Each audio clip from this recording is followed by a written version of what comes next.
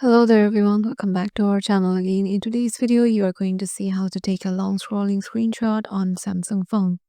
So to do that, let me just first tell you the newest One UI update has already been done. So there might be some changes in your UI. So let's take a screenshot first. So head over to any Chrome browser.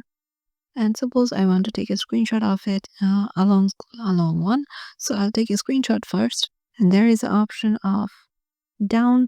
And if I just turn it down, here's the long screenshot. And if I also take a screenshot just like this, and here goes the short one.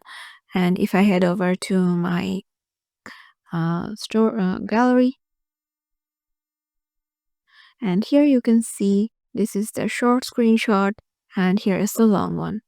Here's the short and here's the long one.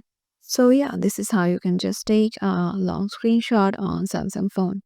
Hope this video will help you out and we will see you in the next one.